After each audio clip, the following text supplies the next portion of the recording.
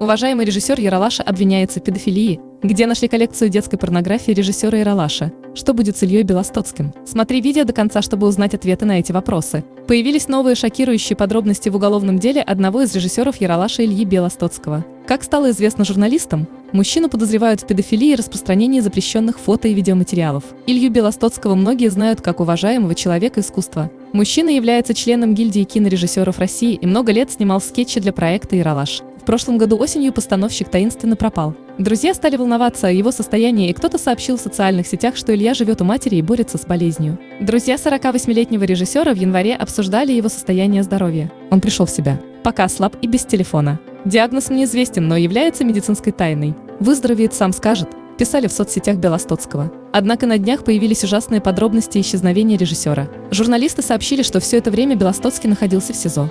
Мужчину арестовали по обвинению в педофилии. Один из его бывших актеров написал заявление на Белостоцкого. На момент совершения насильственных действий жертве режиссера было всего 13 лет. За такое преступление режиссеру грозит 10 лет лишения свободы. Позже показания были подтверждены другими уликами. Также в ходе расследования выяснились еще одни неприятные детали дела. В доме режиссера провели обыск, где нашли коллекцию детской порнографии на компьютере Ильи Белостоцкого. Расследование подходит к концу, вскоре суд окончательно решит судьбу обвиняемого. Сейчас в отношении задержанного рассматривается вопрос о предъявлении статьи «Изготовление и оборот материалов или предметов с порнографическими изображениями несовершеннолетних». Никаких подтверждений от Следственного комитета относительно ситуации нет.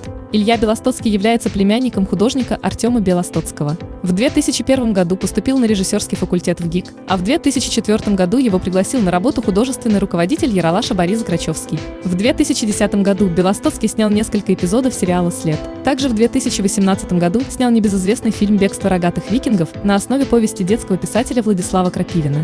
Писатель выступил сценаристом картины, но решил покинуть проект. Он объяснил это своим несогласием с методами работы постановщика с детьми и актерами. Сядет ли за решетку режиссер Ералаша за домогательство несовершеннолетнего и хранение производства детской порнографии? А как думаете вы? Пишите свое мнение в комментариях. Ставьте лайк и не забудьте подписаться, чтобы не пропустить интересные выпуски.